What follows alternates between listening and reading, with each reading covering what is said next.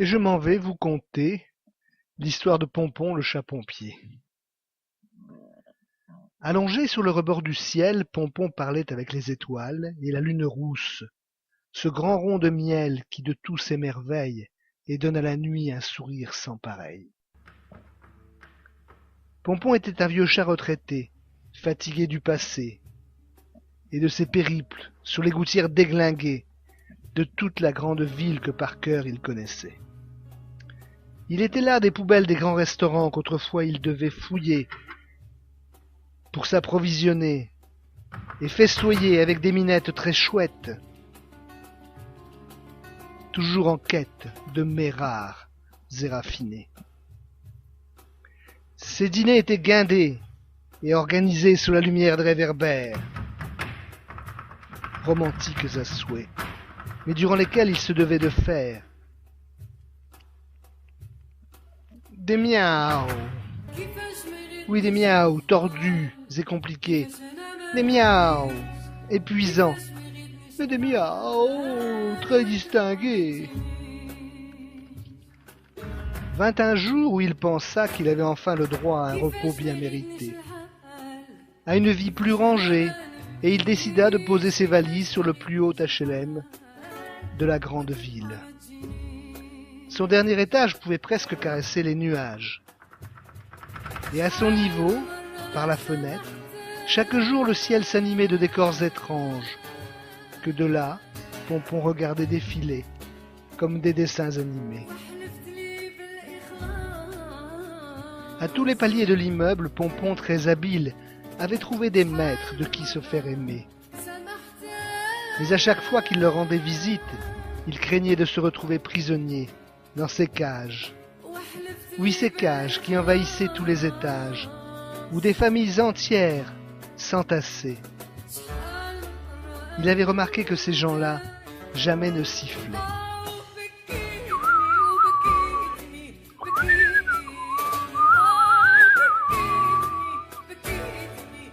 Et que seuls quelques oiseaux stupides ici présents se contentaient d'un espace aussi petit pour rêver. Pompon devait pouvoir à tout moment s'évader, et pour cela derrière lui la porte se devait d'être toujours entrebâillée. Ceux qui avaient déjà tenté de l'enfermer gardent de lui le souvenir de ses griffes acérées. Pompon grattait aux portes pour être caressé surtout, mais aussi pour soulager ses rhumatismes de vieux guerrier. Pas totalement désintéressé, il en profitait aussi pour réclamer à manger et remercier ses hôtes par quelques ronrons enroués et maniérés,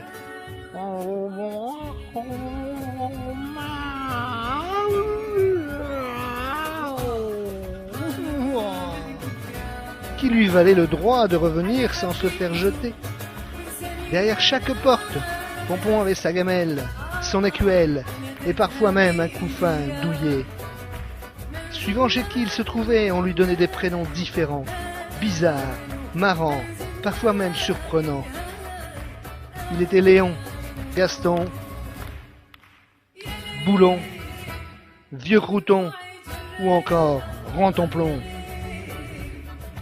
En revanche, dès qu'il pointait le bout de son nez au 14e étage chez la vieille Chloé, cette dernière hystérique vomissait et hurlait tous ses surnoms qui dévalaient l'escalier en un éclair, puis telle la foudre venait s'abattre sur le sol du rez-de-chaussée. À sa vue, la vieille dame un peu toquée s'agitait comme un pantin désarticulé et ne pouvait s'empêcher d'aller s'égosiller jusque sur le palier pour le faire détaler.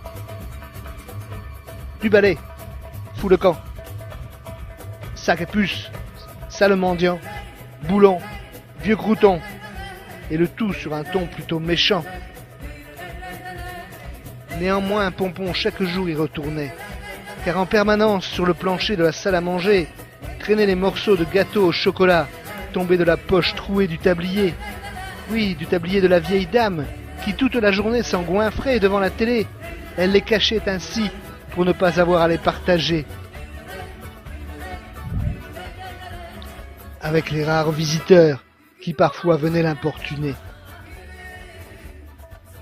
Mais ce que Pompon préférait par-dessus tout, c'était faire une bonne sieste sur le toit de l'HLM, juste à côté de la cheminée en zinc, et vivre quelques rêves animés, parfois même un peu zinzin. Lassé des queues de lézard qu'autrefois il se faisait un plaisir de couper, il rêvait maintenant de plus gros trophées.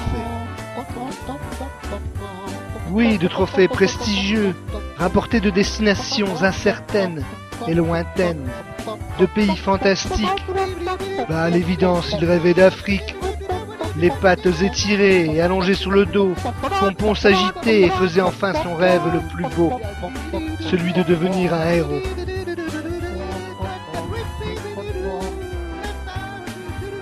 À cheval sur un lion indomptable, il parcourait les endroits magiques et saluait des éléphants bien aimables, qui au ciel levaient leurs trompes pour saluer son passage. Oh, et saluer aussi son courage. Pompon attaquait ensuite les rhinocéros, très très féroces les rhinocéros, puis fêtait sa victoire en jouant du tam-tam sur la gueule de l'hippopotame tam-tam-tam-tam-tam-tam, qui pour s'en débarrasser tentait de le croquer miam-miam. Et puis Pompon volait de liane en liane et piquait aux singes bouche bée leur propre banane. Il déjouait tous les obstacles et se donnait en spectacle.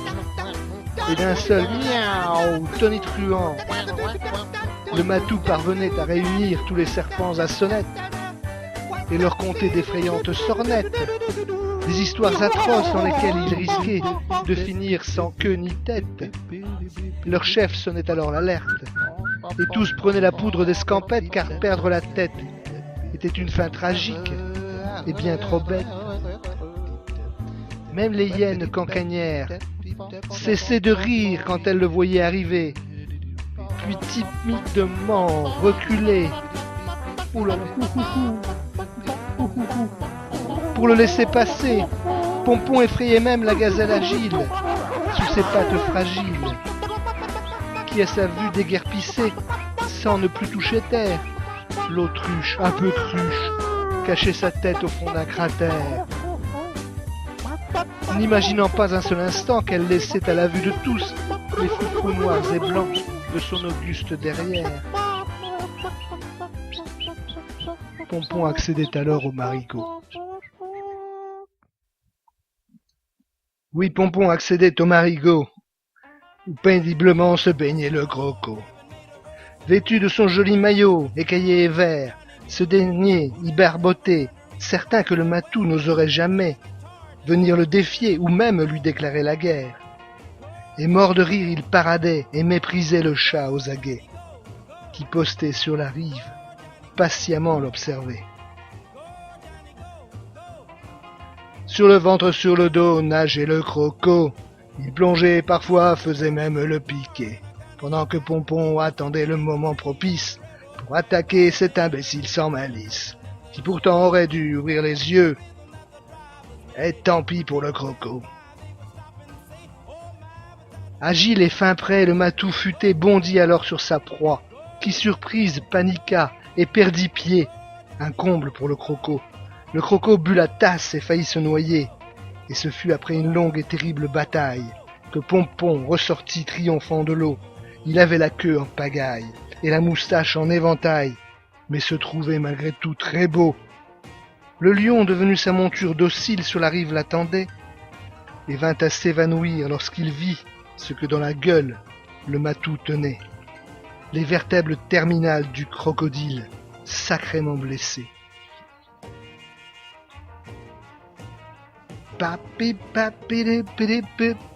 Sans lâcher son trophée, Pompon trouva le moyen de tirer le lion endormi par la queue et de le traîner jusque dans le village où tout le monde attendait le courageux. La langue du fauve sur le sol pendait et sa majestueuse crinière était tout ébouriffée. Pompon fièrement paradait et tenait tout de même entre ses crocs bien serrés la queue du croco que sauvagement il avait arrachée. Pompon bigoud, Pompon bigoud. Ce croco, déculotté, n'avait point osé sortir de l'eau pour poursuivre le combat, ou pour seulement se venger, car toute la savane l'aurait méprisé, le voyant ainsi détroussé. Les baobabs se seraient moqués, et de rire se seraient pliés. Pompon venait de réaliser son rêve le plus beau, il était presque devenu un héros, respecté par les plus beaux et les plus forts des animaux. Mais fatalement et doucement, il revint à la réalité, ennuyeux et trop calme après tant de rêves aussi animés. Sur son toit, tranquillement, il se réveillait et constatait avec tristesse qu'aucun éléphant ne barrissait. Les baobabs n'étaient que l'ombre des réverbères de la jungle, grise et bruyante, où il vivait. Et jamais il ne s'était animé. Les bruits de la savane s'évanouissaient dans l'écho des klaxons stressés, et le crocodile vert, en maillot écaille, n'avait jamais existé. Seule la lune et les étoiles sagement veillaient et berçaient la nuit dans leurs bras de coton bien douillés. Pompon les regarda alors d'un air suspect. Puis bâilla, s'étira, repartit dans ses songes, à l'assaut d'autres mensonges, d'autres aventures étranges qui rendaient la vie tellement plus gaie.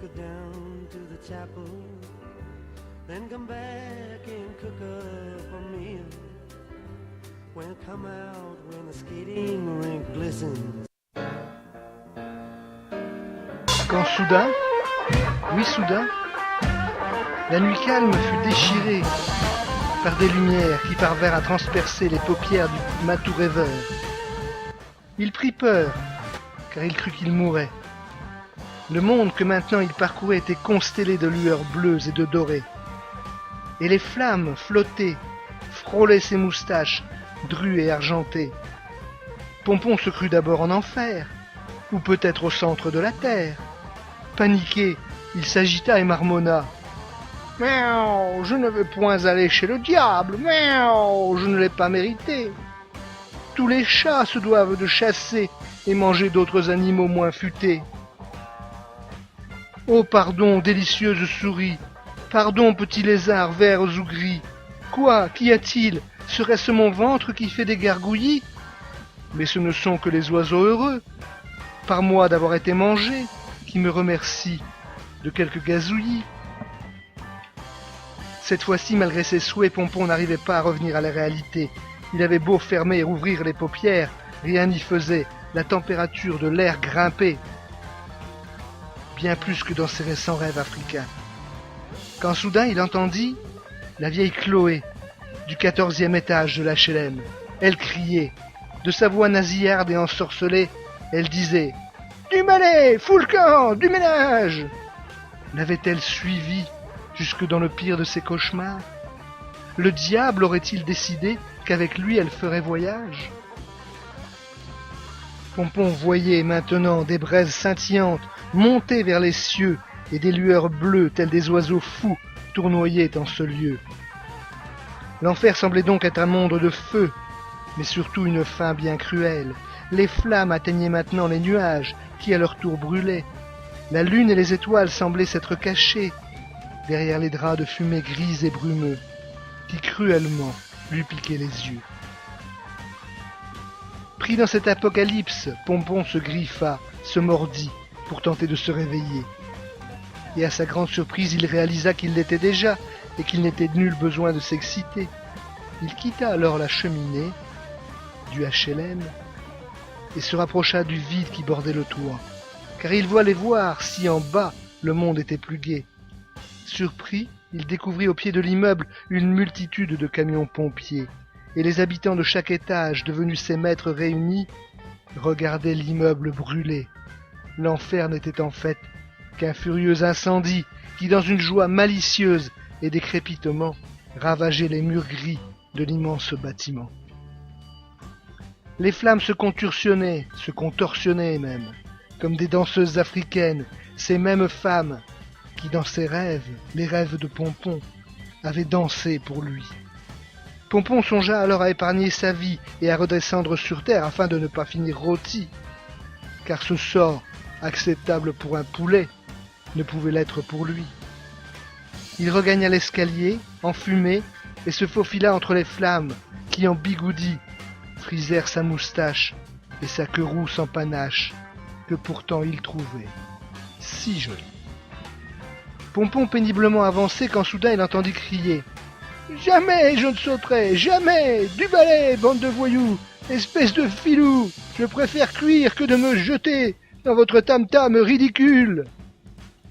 Le chat venait de reconnaître la voix de la vieille Chloé. Cette même voix qui déjà avait résonné dans ses oreilles, durant son étrange sommeil. « Tu peux bien crier, personne ne viendra te chercher, vieille toquée !» se dit le Pompon rancunier. Et il poursuivit, comme si de rien n'était, sa course vers le rez-de-chaussée. Quand soudain, il fut pris de remords. Pris de remords. Pris de remords. La vieille dame méritait-elle vraiment ce sort? Elle n'était qu'une grand-mère pleine de travers, une mamie la tête à l'envers, et les pieds pas trop sur terre, et par-dessus le marché abandonné par toute cette famille, à cause de son mauvais caractère. Le matou au cœur doux s'attendrit alors et chercha une solution pour la sauver. Il savait que la vieille Chloé l'avait en horreur, car il lui faisait vraiment très peur, et quand par malheur il se risquait à lui caresser la peau, elle se grattait alors pendant des heures, de la tête aux pieds, en passant même par le dos. Pompon, plein de scrupules, fit promptement demi-tour et se faufila dans les couloirs. Il y faisait vraiment très très noir, et la fumée formait un épais brouillard. Sa queue rousse sur le sol traînait, balayant la poussière, quand soudain son extrémité vit se poser sur elle des brindilles incandescentes qui l'enflammèrent comme une bougie d'anniversaire.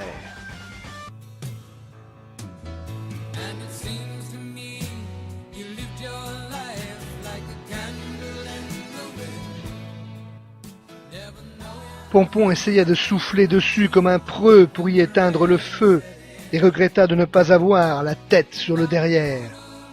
Fort heureusement, quelqu'un était parti sans fermer le robinet, et de l'eau sous la porte d'un appartement s'écoulait. Il y plongea alors la queue et sentit ses larmes monter dans le coin de ses yeux, car cette dernière ne ressemblait plus qu'à une merguez grillée, à un vieux fil de fer tout rouillé. Elle était toute brûlée. Pompon s'en sentit chauve et surtout bien vexé. Il repensa alors au crocodile que dans son rêve il avait humilié et se promit de ne plus jamais céder à de telles idées, car la méchanceté ne servait qu'à mieux faire pleurer. Il se regardait, se lamentait, tandis que les cris de la vieille Chloé s'amplifiaient. Il allait falloir maintenant faire vite pour pouvoir la sauver.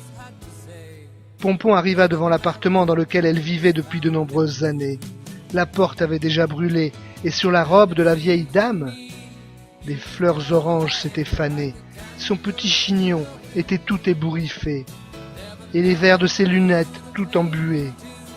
Pompon vint par l'arrière et caressa de sa queue râpée les jambes maigres et poilues de la vieille farfelue, qui aussitôt se mit à hurler.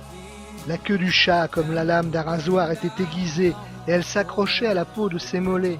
Elle tenta alors de s'en débarrasser, en lui donnant un coup de pied.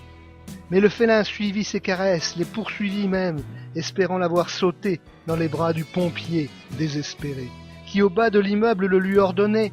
Depuis le 14e étage de l'HLM, tout semblait si petit que le sauveur en uniforme était à peine crédible et ressemblait à un jouet. La vieille Chloé n'osait pas s'y risquer, car malgré son grand âge, elle tenait bien trop à la vie. Le matou persévéra dans l'exercice savant, si bien que des plaques rouges apparurent enfin sur le visage de la vieille en détresse, sur son cou et même sur ses genoux. Les démangeaisons lui devenaient insupportables, et les hatchoum détestables faisaient couler son grand nez, sans pour autant la décider à décoller. Le chat futé eut alors une autre idée. Eh oui, il prit son élan, et griffe en avant, se projeta de tout son poids contre son dos voûté. Chloé, qui pendant ce temps-là se grattait les chevilles, perdit l'équilibre et partit en vrille.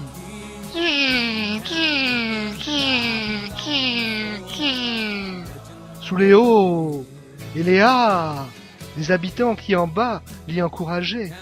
Comme une fusée, elle vint atterrir sur le filet du pompier, qui finalement s'avéra d'être assez grand pour accueillir au moins 10 Chloé. Pompon dans son dos était resté accroché, mais ingrate et excédée, la vieille dame saisit néanmoins son sauveur par sa queue râpée et le fit virevolter au-dessus de sa tête tel un manège fou.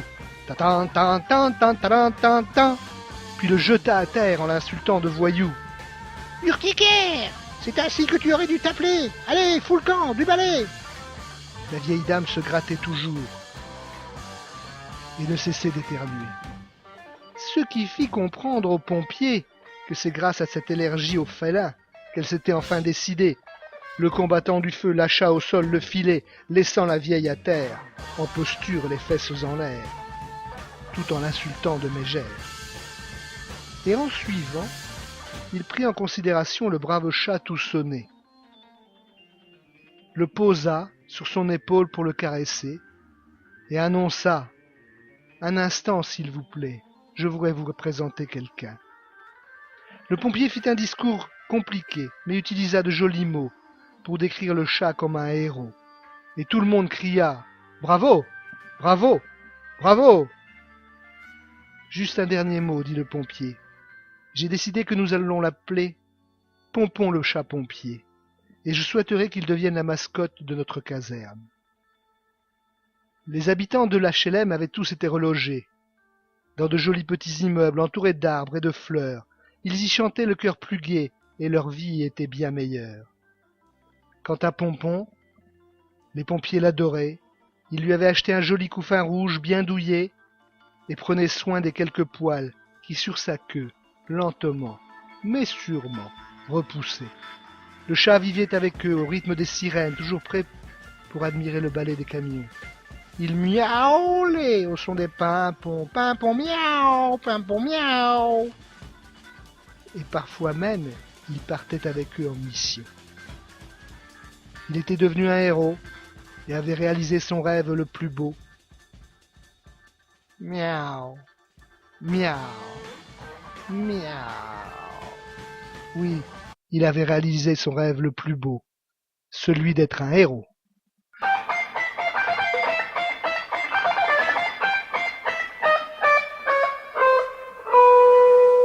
Miaou.